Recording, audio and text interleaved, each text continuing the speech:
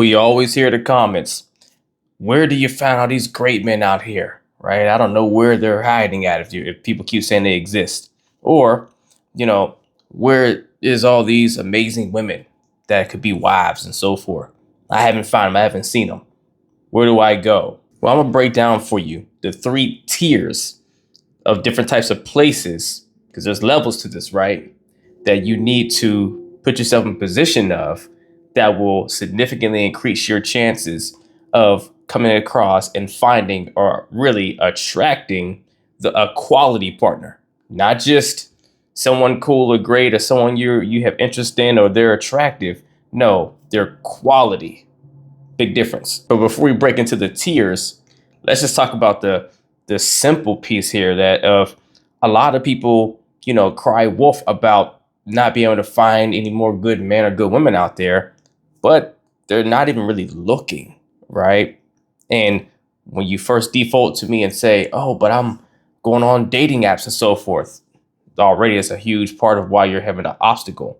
Now, no shame or no frowning upon dating apps, nothing wrong with them, but most of you are not on quality dating apps, meaning an app that has barrier of entry, something that requires you to put some sort of skin in the game, or you have to care to a certain level to be on there, to where it's not just anyone that just decided today I want to be in a relationship could just pop on there when they could be, still in an unhealthy space in life, maybe not really serious, or maybe they're on the rebound and they're thinking they need to get back with someone else and they're just being rash or impulsive, right? Something to where it costs $0 or there's nothing they had to be held to a certain standard of to be a part of that platform. You're already shooting yourself in the foot and setting yourself up for a lot of miserable experiences. But in the general sense, before you get to dating apps, a lot of you aren't at least building enough of a life that you're living to put yourself in the right arenas, in the right places to find the right person. You're going straight to the online world, where at the end of the day, the experience you're looking to have is an physical, tangible reality experience, not one from online. What you probably prefer is to feel that energy of the other person in front of you and have an experience where if you're a woman, a man actually approaches you and it's this nice organic experience of entry. Or you want to be the guy that sees a woman that you like and be able to go up and talk to her and have this, nice butterfly moment, right? Or this nice chemistry type of moment, which is almost really limited to impossible whenever your beginnings with someone is all online. And now don't get me wrong, I understand the online aspect. We're busy these days, right? Sometimes you don't have the time to get out the way you would like to be out there in the mix as much, or maybe you just don't know where to go. And so this is a way for you to still connect and still be productive while still trying to find someone. I get it, but you just don't want to start off with making that the main source that you lean on before you have built enough of a full life before you turn to extra or additional resources such as online dating. So first, you got to get out there more, right? Not enough of you are putting yourselves out there in the market enough to be found or to go find the person that you're looking for, right? Now, beyond just getting out more, it's also about it becoming a lifestyle. And understand when I say this, I don't mean you get up and you're figuring out how do I just go out here looking for a partner every day. You shouldn't. That's actually the reverse of what you should do. What I'm saying is you need to have a normacy, a regular pattern of you living a full enough, balanced enough life, right? Has enough variety to it to where different elements of your life put you in different environments, different places, at different events, more frequent, right? Because you're living enough and it's in different lanes, these different type of places that now gives you variety enough to where now you're giving yourself a lot more exposure. It's like marketing, right? It's like quantity. You're putting yourself out there enough.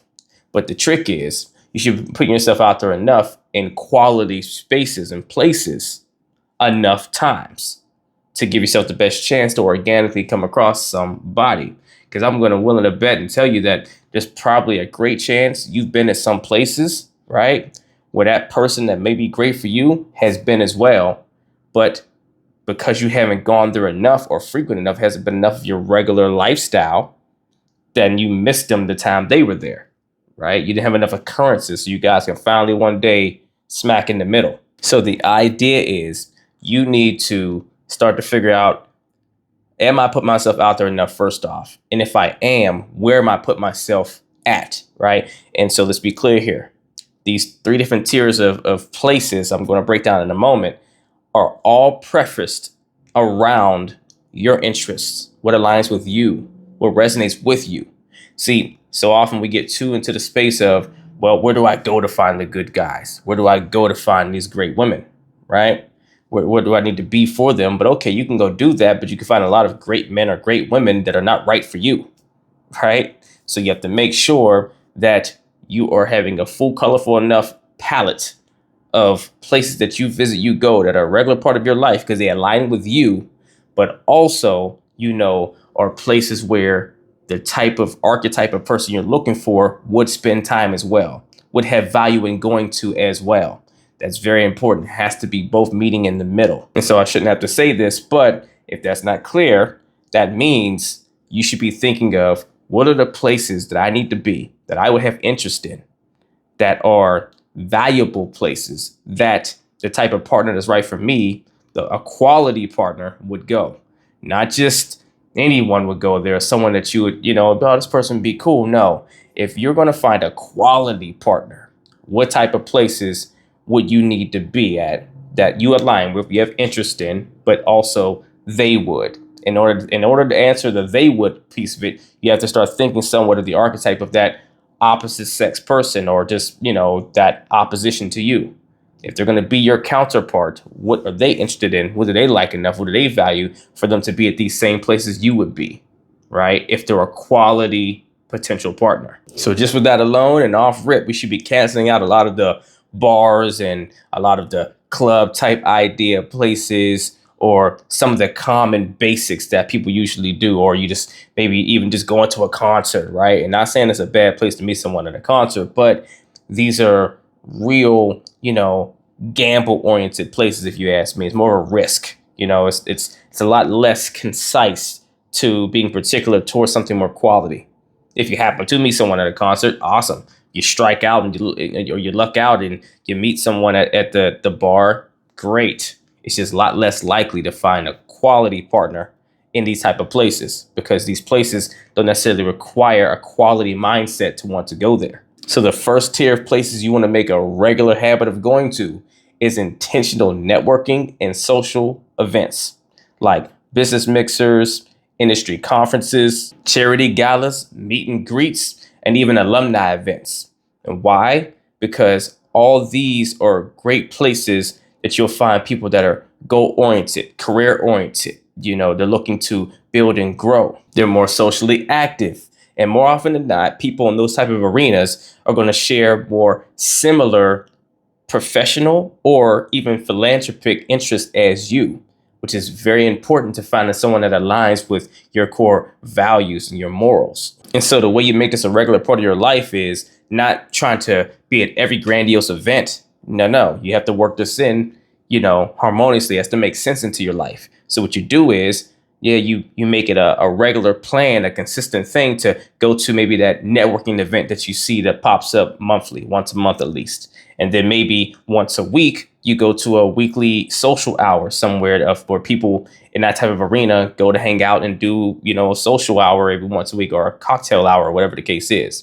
That way, you're having at least once out of the month that it's a more grandiose event you're going to that has a lot more people, a lot more of a fluidity there. But then again, also you're making connections and people start getting familiar with seeing you in that arena. And then you have a more normal or more frequent on a lighter level experience to where you're going out once weekly to still be around a lot of the same kind of crowd, to where if you are coming across people and there is someone that noticed you there once and you didn't talk to them, you give yourself more reps and more opportunities to cross their path again, because you're finding multiple ways to still go and be in the same arena at different type of places for different reason, but around under the same umbrella. The next tier of places you want to make a regular thing of going, make it part of your life, is shared interest groups and classes, like taking cooking classes or hiking clubs, running groups, art workshops, volunteer organizations, places where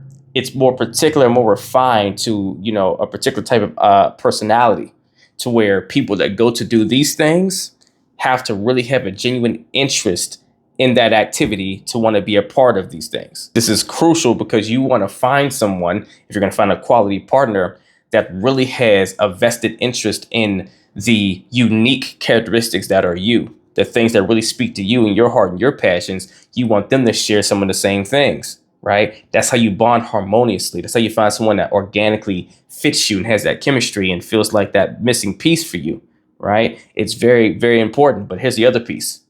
This tier of places is important to make a regular part of your life and going and doing, because whenever you're a part of these type of groups and so forth, they give you more of a common everyday regularity of being around like-minded people that you're looking for, because these type of groups tend to have events bi-weekly or weekly, to where it's a more regular, flow of you building rapport over time with people that fit you best. And the third tier of places you want to be at that pulls it all together is your everyday lifestyle spots, right? Coffee shops, bookstores, the gym, local co-working spaces, or even a neighborhood park, right? One where people that seem to have a certain polish go to or whatever, or seem to go to there with more intentionality versus it being like the random park around the corner, around the way, right?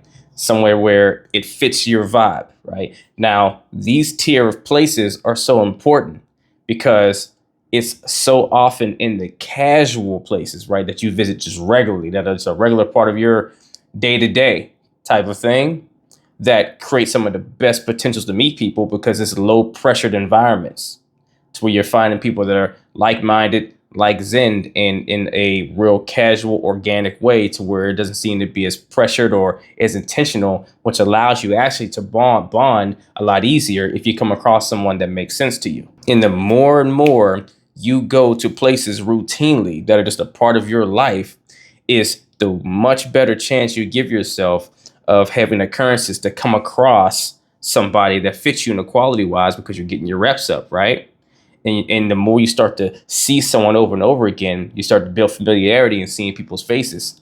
So maybe there is someone you think is attractive, and yet, otherwise there usually wouldn't be an opening to kind of talk to that person. Whenever you spend so much time coming to the same place almost daily, every other day or whatever, and you see each other, it just starts creating more of a natural reason to interact, right?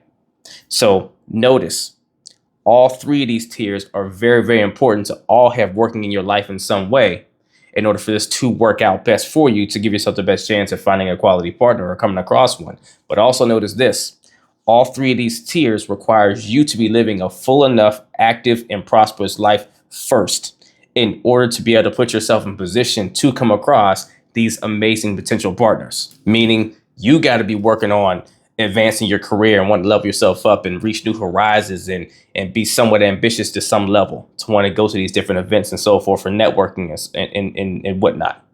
You have to actually want to invest in a hobby, or, develop yourself just personally outside of maybe professionally, to just be a better human being, or to add a new skill set to your repertoire, and want to take a cooking class, or, join a hiking club, or whatever the case is. You have to want that. And then last but definitely not least, you have to have a regularity of wanting to just get out and have a vibrance to your life, to want to go to a coffee shop regularly, or just get out of your typical environment, put yourself out in the world and be social on some level, or at least, go somewhere that gives yourself a zen, or switch things up. You have to want to live an active enough, vibrant enough life that can allow these places to make sense in your world in a regular schedule. Because that's what you need to have. You need to have a regular lifestyle schedule that implements all three tiers of these places. And look, I'll give you a little mock schedule right now. If we're talking about going to the networking events and, the alumni gatherings, or whatever it is that makes sense to you and aligns with you, right? Once a month, if we committed to that today, I'm gonna start getting out. I'm gonna go to once a month, an event that's something about furthering me along in the lane that I'm in, career-wise, or what have you, meeting new professionals, whatever the case is. And then once a week at least, you find where there's like a social hour, or some sort of a, meet and greet situation that the people in that type of a lane go to, right? So we got once a month, and we got at least once a week. right? So that's at least 4 times a month. You give yourself an opportunity to meet someone in that lane, and at least that additional one, which is 5 to meet someone else in that lane. So that's 5 times. Then if we go to the next tier and you are going to join hiking clubs or cooking classes or whatever the case you're doing is, and then now that's happening at least maybe once a week or bi-weekly. So at the very least, you'll be getting that twice a month. So now we have 5, you have 7 opportunities to start meeting someone just with that, right? And then let's go down to the last tier. This your everyday life or the things you kind of do. Not saying you have to go to a coffee shop every single day, but if it's a regular enough a part of your life to where you go maybe 5 times out of the week or whatever, maybe 4, whatever the case, right? Let's even say it is just 4. Then now we have 11 opportunities monthly that you can meet someone. And I'm playing it light with this. But 11 times you give yourself a chance to meet someone throughout the month versus a lot of you aren't giving yourself one chance because you're not leaving the house.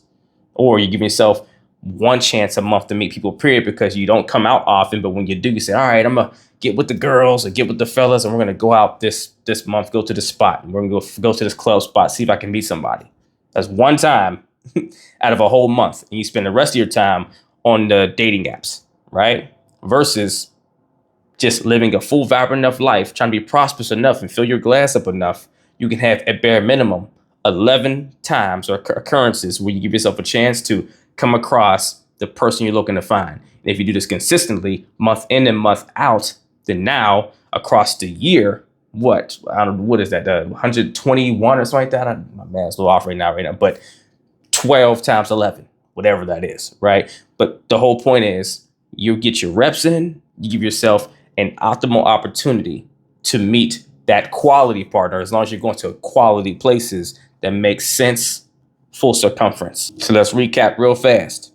You want to make a regular practice of going to places of intention and ambition, of going to places of unique interests, and to places that have regular daily regimen, right? That should be your main 3 focus tiers that you work into your regular way of operating, your lifestyle of living, to give yourself a chance to find an amazing partner that's out there looking for you that you can attract to you and vice versa. Let's get it.